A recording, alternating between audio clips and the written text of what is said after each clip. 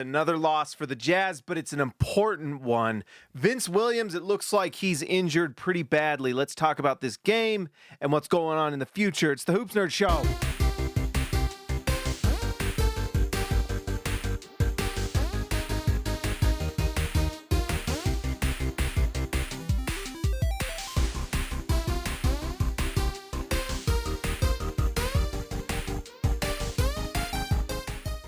All right, guys, like the video, subscribe to the channel if you're new here. If you're on Twitch, make sure you give me a follow. Looks like I got it working. Looks like we're working, baby. Yes. Yes. The Twitch stream is working. Yes.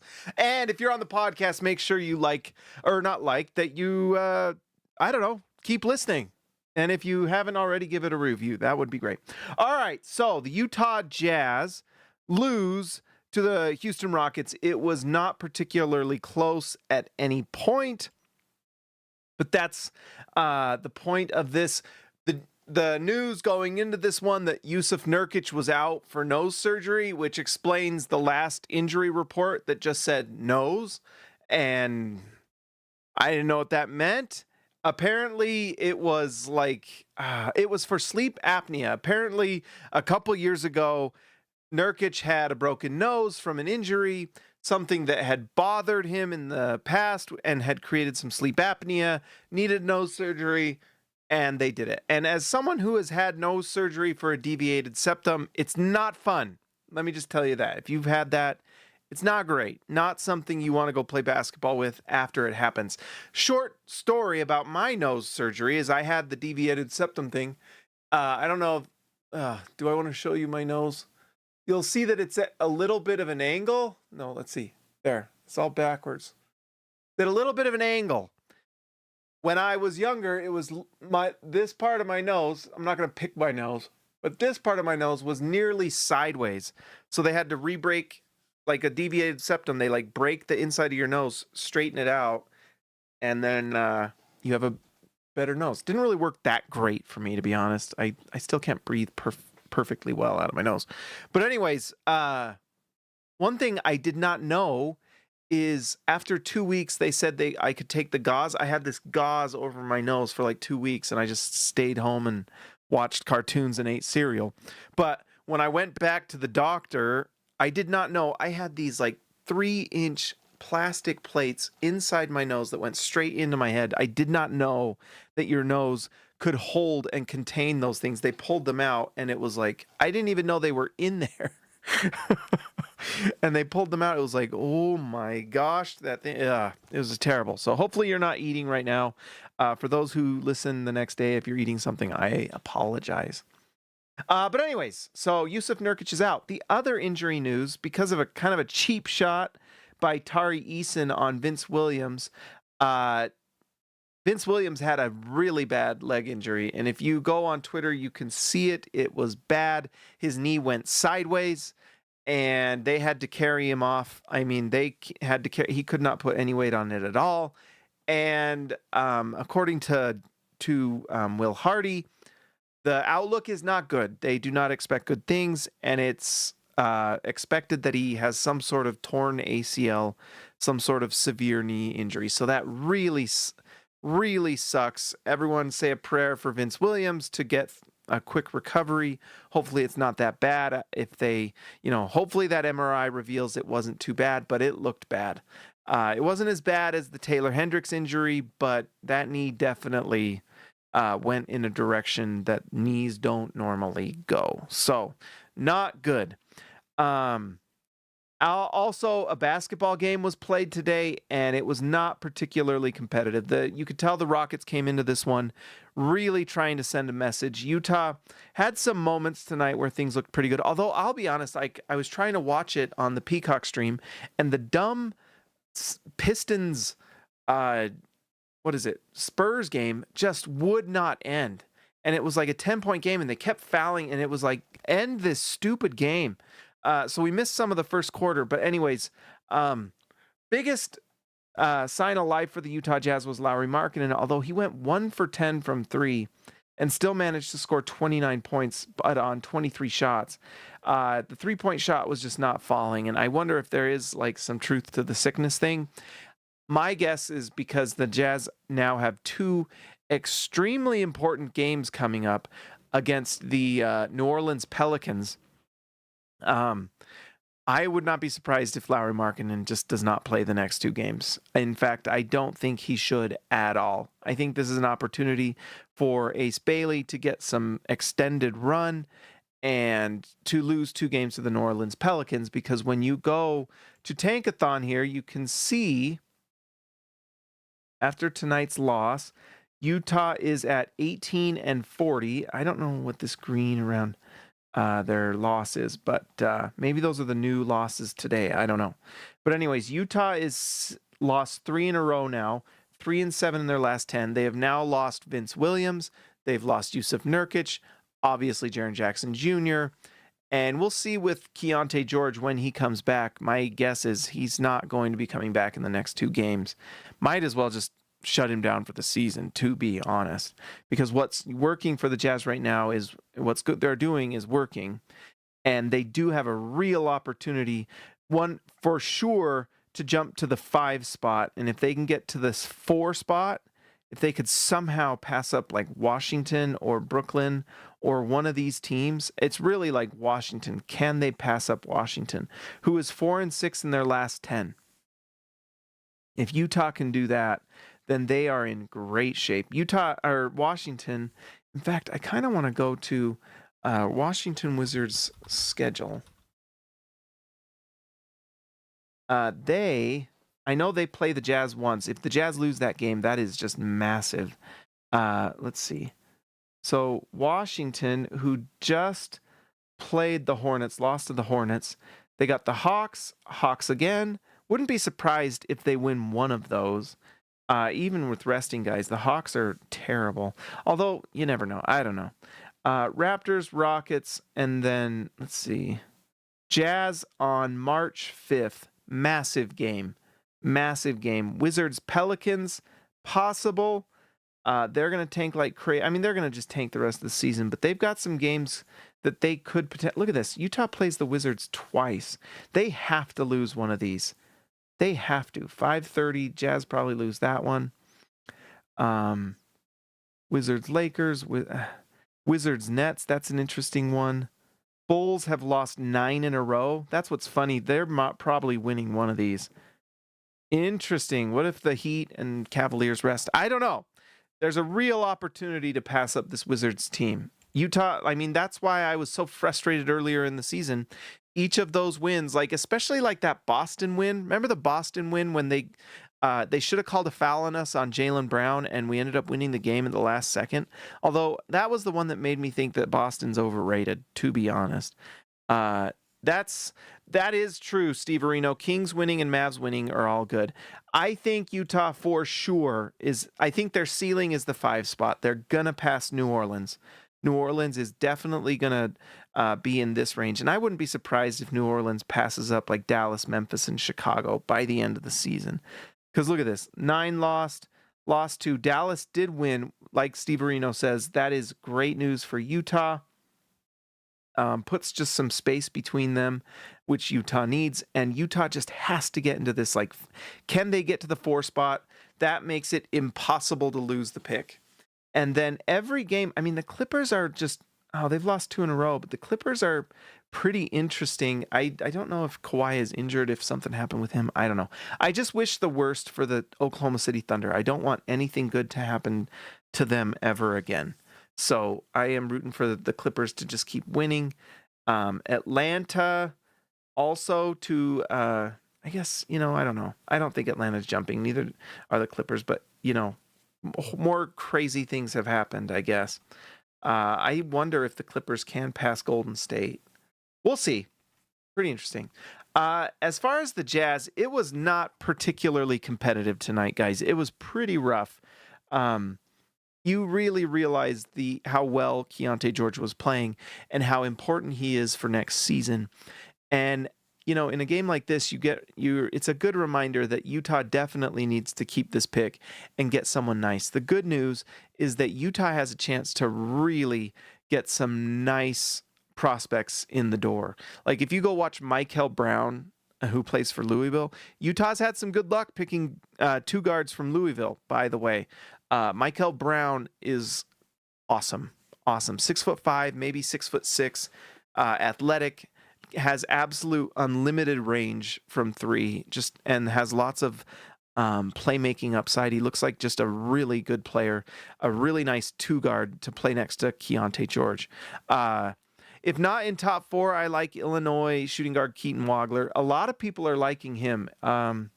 I think I like Michael Brown more, and I personally am a big fan of Nate Ament, but in that 7 to 10 range, you could do worse. He's, what is he, 6'6", I think. A lot of people really like him. His stats are good. He looks like he's dropped on this mock draft. He had a bit there where he was really rising, but yeah, it looks like he's at 9. I'm not into Darius Cuff. I don't care. I mean, I know the offensive stats are really good. He's a lot of people comparing him to like a Trae Young, but I don't want Trae Young, right? I don't want Trae Young. I want size that matches what the Jazz are doing in drafting and the philosophy of this Jazz team, which is just size, shooting, length, and skill. So Darius Cuff, I'm happy to let him go to Dallas, right? Michael Brown, 6'5". Go watch the stats, guys. He's awesome. And then, of course, Caleb Wilson. Kingston Fleming's, no way. Putting him at 4 is crazy town. I'm sorry. He's like a big... To me, he like seems like... who's the guy that just got traded to the Knicks? Let's look it up. The guy... What's his name? Jose Alvarado. He's like a larger, better version of Jose Alvarado, which is a really good player. He doesn't look big to me. Like, I think the 6'4" is an exaggeration. I don't know. When I watch him, he just looks small to me. Caleb Wilson, I love Caleb Wilson. If Utah gets the 4, I just don't know how you don't end up with Caleb Wilson. And then I think, I don't know, a mix of Michael Brown and Nate Ament for me at like 5 and 6. Nate Ament is playing so well recently. By the way, $2 is so generous. Taker 610. Thank you so much. I really appreciate it. I really do. I agree, Steve Areno. Like, Flemings is going to be a good NBA player. It's just there's some limitations, and I've watched. He's pretty slight, and that's tough. I want the Jazz to be able to have a good defense, and you just have a hard time having a good defense if you have too many guys. And it's crazy that we're saying like 6'3", 6'4", but I think that's 6'3", 6'4" with shoes, to be honest. I think when you go to the combine, we're going to see some guys come in at like 6'1", 6 foot, stuff like that, because they won't have their shoes on. So obviously that you play basketball with shoes on, so 6'4" if that's accurate, but I don't know. Michael Brown, 6'5". That's good enough for me at like the 2, and so we'll see. And if he comes off the bench and can just be this lightning scorer, he's just fun to watch too, guys. Michael Brown is a fun player. I prefer obviously Caleb Wilson. I mean, if Cam Boozer goes 2, that's crazy. I don't know. I think it's really AJ DeBonsa and Darren Peterson is the argument at 1. I like them both. And I know some people are, obviously we're in Utah, a lot of DeBonsa fans, which is a very good opinion and fan to be, because DeBonsa is amazing. I think you can't go wrong with either one. Tonight, Peterson played the full game. He's played 32 minutes the last 2 games. I don't know. It's a little weird about what's going on, but he's just an incredible player. When you watch him play, it's just like... And the same goes with DeBonsa. And it looks like DeBonsa's really figured out his shot. I wonder if he was dealing with some sort of injury or something. But he is just playing like last 6-7 games. DeBonsa is just lights out. And to be honest, His size really does probably make him the #1 pick, but I'm happy with either one. If the Jazz win the #1 pick, having to pick between cheesecake and like chocolate molten lava cake, you can't go wrong, right? It's like, oh, you get ice cream today. You just have to choose between 2 of your favorite flavors today. You can't really go wrong. So yeah, I think Darren Peterson and AJ DeBonsa are 1 and 2. That's up to the Jazz if they win the #1 pick to make that decision, and obviously they'll bring in both, and we shall see. And the fun thing about this draft is I think you could argue DeBonsa or Peterson at #1, and you'll be correct. I think they're both going to be just great. I think Peterson is probably a little bit more sure thing scorer, whereas I think DeBonsa has maybe a little more long-term upside. Maybe that's kind of how I don't know. But if you're at 1 and you can 100% bet that Utah is not going to reveal what they're going to want to do, because we all know Danny Ainge, when he had that #1 pick from Brooklyn, wanted Jason Tatum, knew that he wanted to pick him 1, but the other teams wanted to pick Markelle Fultz at 1, and the Lakers were taking Lonzo Ball at 2, and he said, well, I might as well because this is the guy I want at 1, and I can get him at 3, and they're willing to trade me some assets, might as well. Wonder if there's a situation where Utah's at the 1 and they want DeBonsa and someone else wants Peterson, or vice versa, and Utah says, well, give us like 2 first-round picks, and you can have them, and we'll pick the other at 2, Something like that would be interesting. I don't know. Winning this draft is like the home run of home runs. This is like grand slam. Not just a home run, grand slam. By the way, I have so much petty joy out of the Atlanta Hawks watching New Orleans slowly start winning. Like, New Orleans has won 4 of they're 4-6 in their last 10, and I think they're 500 in their last 12. They won their last game. They get, by the way, they get him back, their player that was injured. What's his name? They traded for him, and he promptly tore his ACL. What was his name? DeJounte Murray's coming back. So that might help them win a few more games. DeJounte Murray, to me, has never been that huge of he hasn't impacted winning too much. But he's going to help this Pelicans team. Just that's more depth with more better play. I would much rather have DeJounte Murray playing than freaking Jordan Poole. That's for sure. We'll see if DeJounte can play next to Jeremiah Fears, what they do there. I don't know. This Pelicans team's pretty bad, but maybe they can figure it out with, what's his name? DeJounte Murray. We'll probably see him against Utah, actually. Probably going to be rusty with the injury, and so I'm not excited about that, because if he goes in and shoots 6 for 26, I am going to be frustrated. But one thing that's nice for the Jazz fans is Zion Williamson is going to score 30 points on Utah. Based off what we saw tonight with Filipowski and this Houston Rockets team,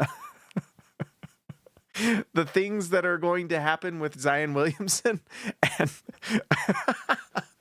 and Filipowski will be criminal. It will be someone call the ambulance for Filipowski. He's about to be Zion Williamson's going to be the Undertaker out there. He is going to tombstone pile drive Filipowski at some point. And we'll all enjoy it on our way to a top pick in the draft. I'm excited. Honestly, guys, I know this is hard. We know this has been hard. We've been doing this for 4 years now. Can you believe that? I'm 4 years older since we did since we started this tank, right? And they didn't even tank really properly those first 2 years. I mean, it's been 4 years. It's been 4 years since Bowler could get the names right of the players he calls. 4 years ago, he could see the plays. Now he's got prescription old people glasses. I don't know. But it's a rough it's going to be a rough end of the season, guys, but and I named this video Stay the Course. Stay the course. We're on the final stretch of this 4-year run. Think about that, guys. I only look 8 years older. Well, I have to shave my face because of my church calling that I have now. I have to shave. So you guys get to see all of this. It's been a long, long 4 years, but we cannot stop now, right? You can't do this for 4 years and stop now. Finish strong. Sprint it out.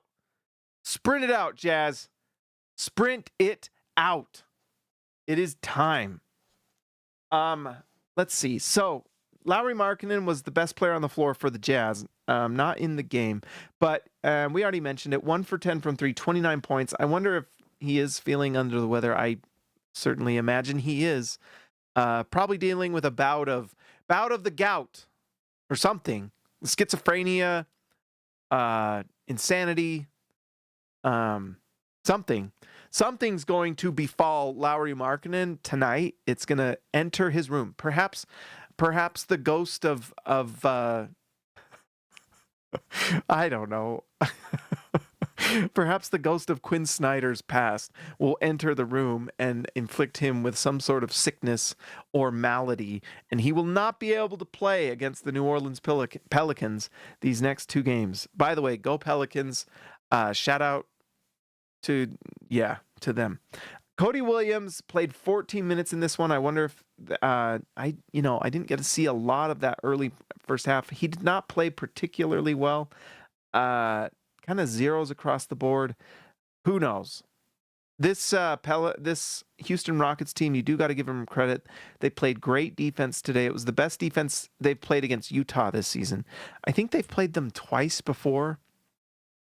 And the defense wasn't as impressive. And tonight it was. Tonight it looked like the defense that made this Houston Rockets team contender.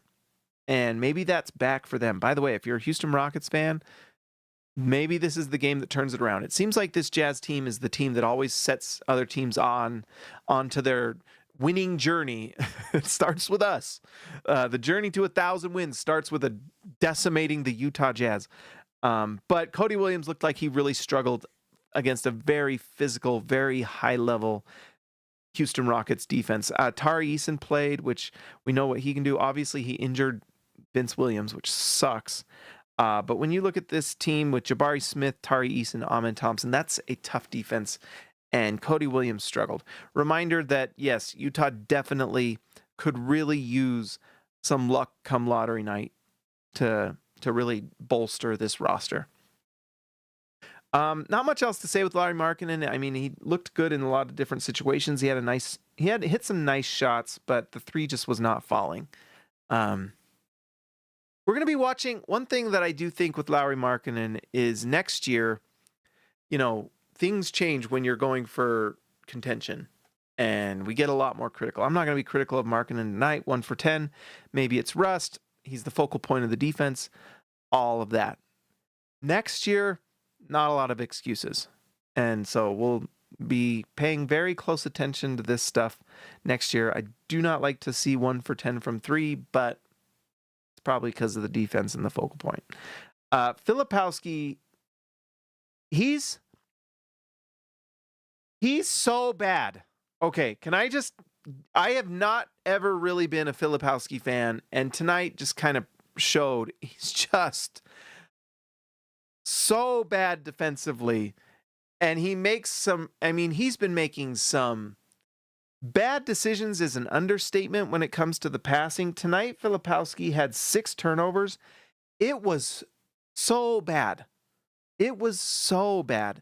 So many bad passes. Times where he's passing the ball, he should shoot it. Shooting him when he should pass it. And then we just got to honestly admit, and I'm grateful for Filipowski because he has become the tank commander for this team. Holy smokes, is that defense bad. It's so bad. And I get it. He's better at the 4 spot. I don't know. There is a reason in those 3 games with Jaren Jackson, or was it 2 that he played, that we did not get a sniff of Kyle Filipowski. And next year, I just really doubt we see a lot of him because when you've got Markkanen, Jaren Jackson, if Utah gets like the third or fourth pick and they pick Cam Boozer or Caleb Wilson, I just don't know. I don't know. It was a rough game today, and it's just a reminder that talent wins. And when you're going up against elite physical athletic talent like the Houston Rockets have with Tari Eason, Amen Thompson, and Jabari, is it Jabari Smith? You've got to match. It's an arms race, and you've got to match firepower with firepower. There's just no way around it. And I don't think Filipowski has it. 4 for 10 today, 5 rebounds, 4 assists, 5 steals. The steals is nice, but he is a minus 24. I mean, just truly pretty bad. And when the offense was kind of running through him, it has not gone well. There's been some nice moments for Filipowski this year. It's mostly come when he plays the 4, and it's mostly when he comes off the bench. As a starter, it's just not going to happen. It's going to help us lose games to the Pelicans and to other bad teams. Man, when he's playing against the good teams, though, it's bad. I just had to say it, guys. I'm sorry. Don't mean to be negative, but it's pretty rough. I'm grateful that it's so rough, but it's rough. I don't know. Ace Bailey, our guy, had a little bit of a tough night as well. For whatever reason, I think he's having kind of an extended shooting slump. It makes me wonder, is there something ailing him? He has definitely hit the rookie wall. Like, it happens with every rookie. It's happening with Ace Bailey right now. There's a few of the jump shots that it's just not even close. And I think it's just the rookie wall. These guys got to be exhausted. This is like more games than he's played ever. And it's at the most elite level. And you're going into this game and you have Ace Bailey guarding Kevin Durant.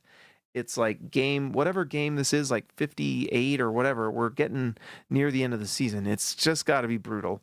I would like to see that shot falling more, but he has just absolutely hit a rookie wall. And in a lot of ways, this is good because this is going to teach him where you need to be physically. The NBA is such a grind. I mean, for me, it's a grind, and I just talk about it and write about it. Like, I got to go write an article about Vince Williams, who apparently has a torn ACL. Pretty rough. And I'm not the guy playing. Can you imagine how exhausting it would be to be doing this for the first time? So this offseason is massive for Ace Bailey. Every single game, every bit of exhaustion is a learning experience. I'm hoping that he can get his legs under him a little bit for the rest of the season, because now with Vince Williams out, this is even more of a reason to just have the ball in his hands. With Vince Williams out, we're definitely probably going to see Cody Williams handle the ball more. It's going to mean Isaiah Collier is going to play a lot. I think they should just shut down Keontae George for the rest of the year, because there's no point in winning a single game. If the Jazz win a single game for the rest of the year, it's terrible. It's just bad. There's just no reason for it. They've got to find a way to tank out the rest of the season. And part of that is allowing Ace Bailey to just have the ball, make mistakes, go out there and try things. Work on the things that you know you're not that good at and make them better, right? That's the thing you want to do. Tunnel Snake Rule on Twitch. Stream looking good. I appreciate it. Yeah. The Twitch stream's working, baby. Yes, sir. Yes, sir. Yes, sir. Yes, sir.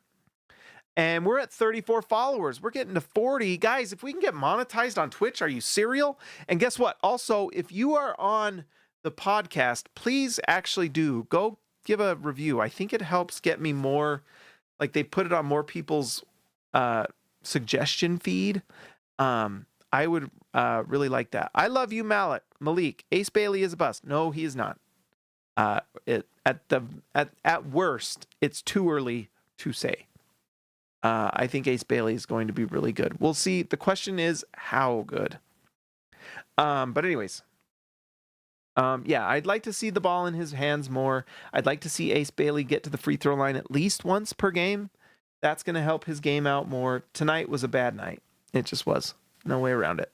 But I think that's that rookie wall. Isaiah Collier, 4 for 16. He also couldn't hit a shot, although he gets 17 points. And why? 10 free throws. I think Isaiah Collier is turning into a nice player. Now, this is troublesome. 0 for 5 from 3. 17 points and 3 assists is good. No one could hit a shot. Utah as a team shot 18% from 3. No one could hit a 3 today. No one. But especially Isaiah Collier, who literally couldn't. 0 for 5. So yeah, tough stuff. But what I do like is the 10 free throws, 17 points on 16 shots, and he missed 0 for 5 from 3, went 4 for 16 from the field, and he still managed to be efficient. That's nice to see. Now, if the Jazz draft Darren Peterson, he's going to start. He's just too good not to start. And that's an exciting backcourt. And I'm guessing that Ace Bailey probably comes off the bench. We'll see. But yeah, I don't know what would happen to the minutes to Isaiah Collier in that situation, but it's going to be much less. Much, much less. Jazz Forge, $5. My man, thank you so much. Ace hitting the rookie wall. Kyle not flipping the script. Nah, they just know the mission. Tank no. Yeah, maybe. I have not been you guys know, I don't know. I'm willing to always change my mind. And there's games where I start to think, well, maybe with Filipowski. I think one thing we can be sure about, and by the way, $5 is so generous. Thank you, Triple Jazz Forge. We know that he can't play center. And that's too bad because he could be a stretch center. He just can't defend anything. It's really bad. Like, it's worse than I even thought. And I think a lot of people were, obviously, a lot of the scouts said he can't protect the rim. I think it's actually worse than we thought. It is like not able to protect it like at all. So it's going to help the Jazz tank the rest of the season, but you're never going to see Filipowski after this season playing center ever again. Unless it's like absolute emergency, everyone's injured. Like right now, Utah has no centers on the roster. They're all injured, right? Unless you play Shibwe, which you might need to. I don't know. But Filipowski, if you're trying to win games, cannot play center. He just can't. He has to play the power forward. And even then, it needs to be in like a reserve role. Maybe you can get away with playing some of the bad teams with, and those are situations where Filipowski will be nice when you need the depth that he brings and him playing at the 4 spot, but it's rough. Svimo Kyluk played 1 for 3 from the field, 3 points. That was it. He didn't really impact anything.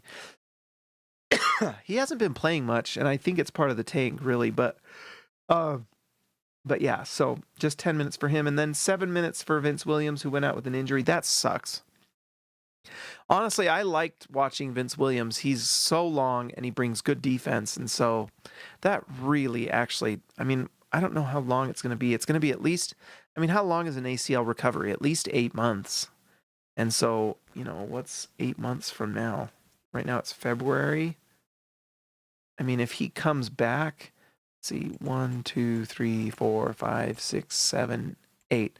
At the absolute earliest, it might be when the Jazz season starts next season. So, but, you want to be careful. And so more like maybe November, December. It just sucks because there's some real potential with Vince Williams. And I wouldn't be surprised if they just bring him back on a small contract. But it's just a real bummer to see him lose out on the rest of the season like that, and just a really terrible injury. It was bad. It was really bad. So thoughts and prayers to Vince Williams for sure. That is the worst. Kevin Love, 24 minutes. He seems to be hitting the old guy wall. If you've ever seen E.T. and what he looks like when he's in the river cold and dying, that's kind of like what happens to us old guys. And it feels like that's kind of how Kevin Love is right now. A little bit not. It's tough. 2 for 8 from the field, 1 for 6 from 3. He did have 9 rebounds and 5 assists, so that's nice, but he can't really shoot it. He's hitting the old guy wall. John Conchar hit I think this might be his first 3 on the Jazz. So congrats to John Conchar. He goes 2 for 4 from the field too, so that was nice. I like John Conchar because he's always putting up numbers. 4 rebounds, 2 assists, 3 steals. He's just high energy, and he figures out little ways to contribute in the game. So I like him. Bryce Sensabaugh, 31 minutes, 10 for 15 from. This was actually a good Sensabaugh game. 26 points. Look at that. 3 rebounds, 1 assist. He kind of was the best option for the Jazz. Kevin Love phone home. Yeah, he might be. He might be Kevin Love phone retirement.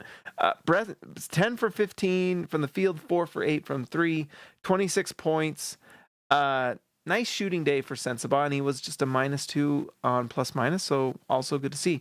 Elijah Harkless got minutes, and he was a +9, best on the Jazz. He played he plays so hard defensively. It's kind of nice to see. That's his calling card. It's really weird sometimes with some of these guys. Elijah Harkless averaged like 20-something points per game in the G League, and he literally can't score. Look at this. 0 for 3 from the field, 0 for 2. I don't get it. Some of these guys, the line with NBA players, it is so hard to be a good NBA player. Like a high-level rotation NBA player is so rare because so many guys like Elijah Harkless, he's got the size and athleticism and the skill level. They're just the minute difference is crazy, to get to like G League to NBA level. I don't think we appreciate how good some of these players are. Like that's why someone like Darren Peterson is going to go 1, 2, or 3, no question. Because that talent level, it's just not, it's so extremely rare. I don't know how to explain it. And covering the G League, and I've covered the G League and interviewed, Jazz players and G League players. It's just, you go watch those G League games, and they're more like gentleman agreements. Not a lot of defense is being played. Still, to be able to score like 26 points in a G League game puts you at a certain level, and that level is still not always even close to good enough to becoming a rotation player in the NBA. It's just the level of skill and athleticism and strength and talent is just, it's crazy. And you just don't get these guys outside of the draft, the superstars. We just don't, I don't know. I think we forget just how difficult it is to be an elite NBA player. It's so hard. It's so hard. And we just got to appreciate when we draft these, like for Keontae George, I don't think we've, and maybe this is just me being a little, I'm just, I guess, rambling here, but we have not appreciated enough the leap that Keontae George has made. It's so hard to do, guys. It just does not happen very often. We obviously hope for it with every pick, right?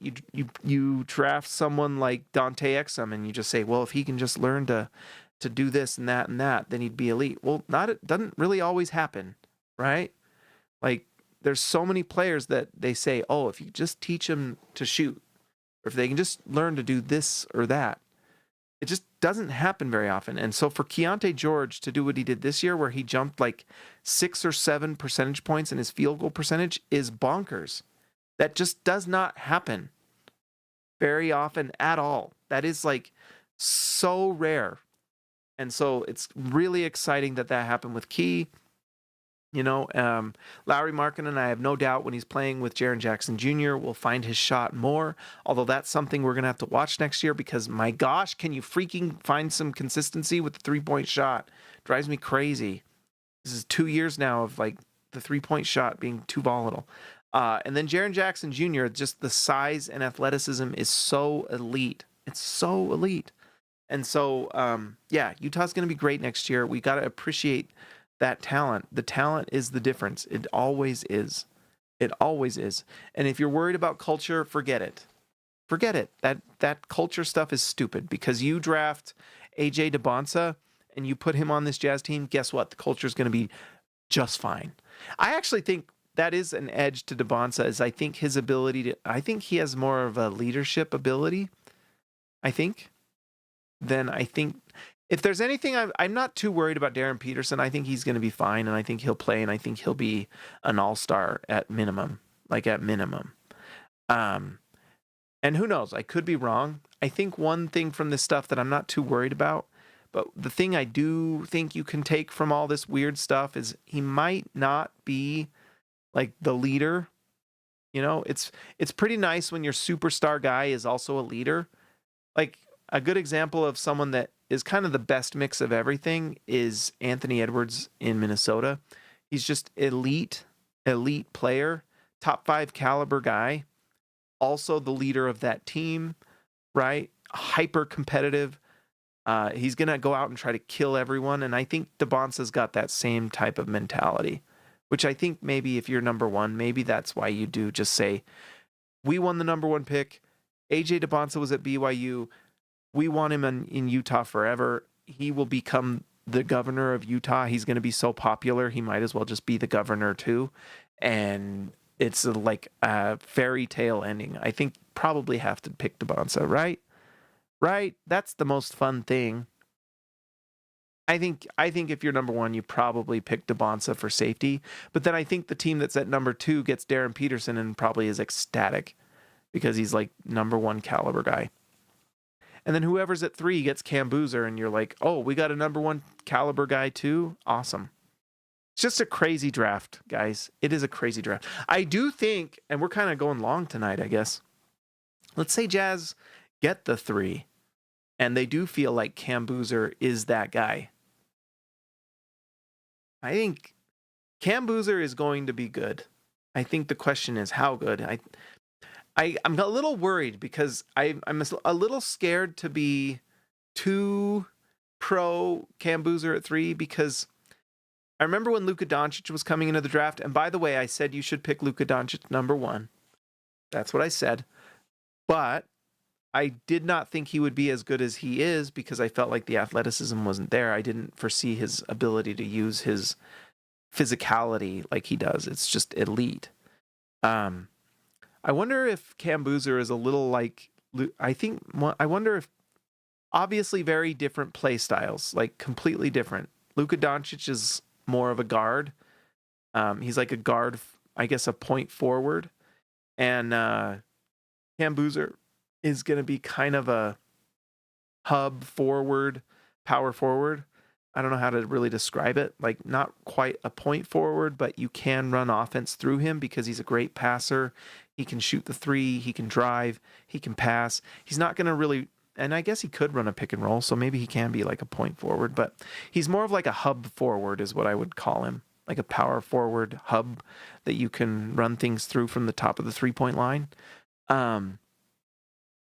He might be special in how he uses his body like Luka Doncic does. I wonder if you could compare him to Luka Doncic in that way. Because Luka Doncic is not an explosive athlete. He's just, I mean, he was faster when he first got drafted, you know, and as he's eaten his fair share of nachos and beer, he has expanded his waistline, and he's even less athletic, but it has not slowed his ability to be effective, at least on the offensive end. And I wonder if Cam Boozer is just like that as well, can be just as dominant using his physicality. We'll see. There's also a world where he's been beating up on like smaller high school and college guys his whole career, and all of a sudden you're banging up against guys like I don't know, Jalen Duren on the Pistons, and you're like, holy crap, this guy's like running into freaking Thor. By the way, have you guys looked at Jalen Duren lately? My gosh, some of the NBA athletes and players are like, the funniest thing ever is you should look at pictures of Jalen Duren in high school. Like, how are you 16 years old? You look like you could play defensive end in the NFL, and you're like 15 or 16. It's crazy. But yeah, so we'll see. Cam Boozer to me is maybe the most fascinating one because I could see him being just dominant, and I could also see him really struggling because he's 6'9", and maybe it's not big enough because he's not like a super bouncy athlete, you know, but he's a good athlete. He's just not a bouncy one. I don't know. It's just a fascinating draft, but let's say you get Cam Boozer and he's incredible. Might need to think about trading. I don't think you're trading Jaren Jackson. If you're choosing between Jaren Jackson Jr. and Lauri Markkanen, you are probably keeping Jaren Jackson. But then that's a tough one because that's what's weird for this Jazz team at 3, because that's like 3 power forwards that you would have on the Jazz. Like Jaren Jackson doesn't play the 3 really. Like maybe, I guess. But he's more of a 4. Cam Boozer is like purely a 4. That's the position he's going to play. He is not a center. He's not big enough. And so I don't know. I do think you have to pick best player available. That's why by heck, I almost would rather, I don't know. Caleb Wilson's really interesting because he can be like 3, 4, 5. And it's what makes Caleb Wilson really interesting. He can play so many different roles. You can just fit him in, and he's probably the best defensive prospect in the draft. And there's a lot of offensive upside. The comparisons to Kevin Durant, like a more like a wing Kevin Durant, or not Kevin Durant, Kevin Garnett. I said Kevin Durant. Kevin Garnett, not Durant, Garnett. Where he's just this elite defensive player, more of a wing than a center like Kevin Garnett, obviously, but might be just as impactful. We'll see. Just an incredible draft, And if Caleb Wilson improves as a scorer, which it looks like he will, there's a world where Caleb Wilson's the best player in the draft. He's that good. And so just a crazy draft. Like the draft with Reza Shea went number 1. All 4 of those guys go number 1 in that draft. No question. Not even a question. Like honestly, Michael Brown probably goes number 1 in that draft. Right? Here, let's look at that. So let's look at the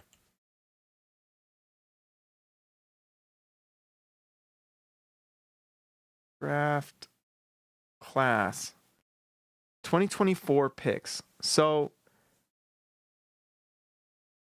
how far down? This is actually kind of a fun exercise. Let's pull up Tankathon here. Let's just move this here. And let's go to the mock draft. How far do you go until one of these players isn't the number 1 pick? Darren Peterson, yes. Cam Boozer, yes. AJ DeBonsa, yes. Kingston Flemings.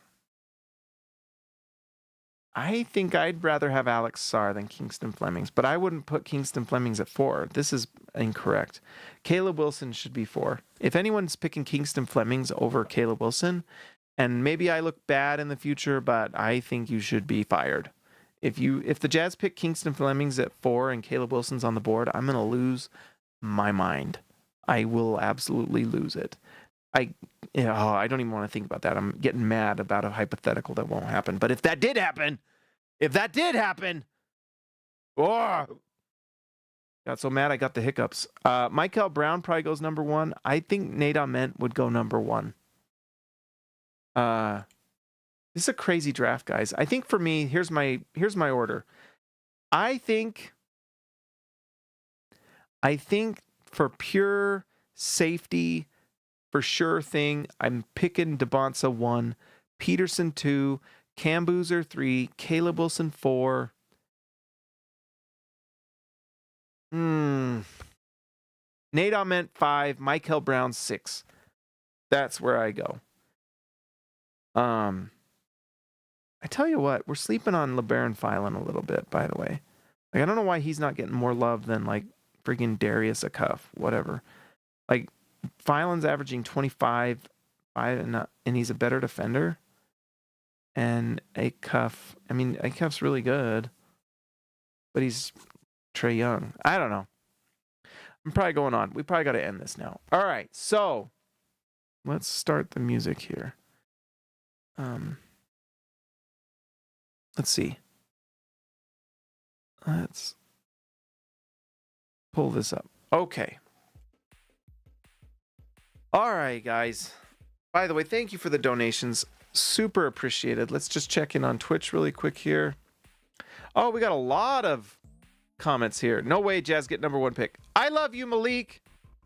James, do your cope face. Oh, we got to ban you already. I love you, Malik. J-Man Drums. Also, you have not been sharing your screen this whole time. Oh. Whoops. You had to look at my face. All right, there we go. We can't see your screen either, unless it's only Twitch. We can't see your screen. All right, sorry, J-Man Drums. Sorry. Whoops. Guess it's a podcast type of night. All right, so if the lottery was today, what would happen?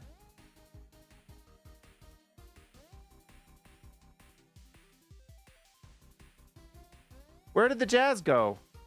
Oh, the Jazz fall to 8 and they take a... No way are they taking a cuff. I would hate that. Nadon meant has to go to the Jazz. Look at this. The Spurs get Cam Boozer. Are you kidding me? Darren Peterson, number 1 to the Mavericks. This is the worst timeline. Again, look at this. Ugh, this one made me mad. Let's do it again. That's not going to happen. Ugh.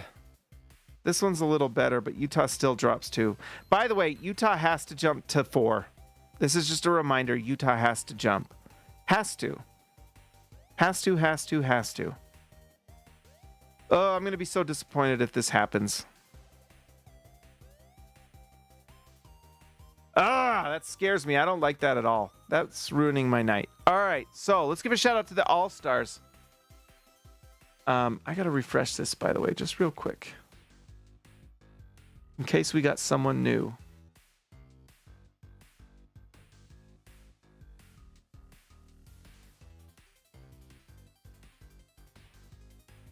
All right. Let's give it a shout out to Ryan Perry, the legend. The name means king. Just Buckets 22. Ball so hard. Ball stat 20. Ball stat. There we go. See ya, Lexa later. Jace is the ace. Garner. Steve Areno, Stucer, let him cook. Sturdy Pots, Ezekiel Ricibe, the man from down under. Tyson Price, the price is right. Jordan the Goat, Besserill, Christian House, Money to Haas, Robert Hall of Fame, Arcs Poetica, Austin R. Grant, Editor Extraordinaire, Jazz Forge, and Patrick Akubo, the Connoisseur. Guys, like the video, subscribe to the channel. If you're on Twitch, give me a follow. I love you, Malik. You're wrong. How do you become an all-star? You go to all-star and you hit join, DD Guy 5000. I would appreciate it so much. And you would get your nickname and executive producer credit or whatever it is. If you're on the podcast, I would much appreciate a 5-star review. Like the video, subscribe, all of the things. Guys, I will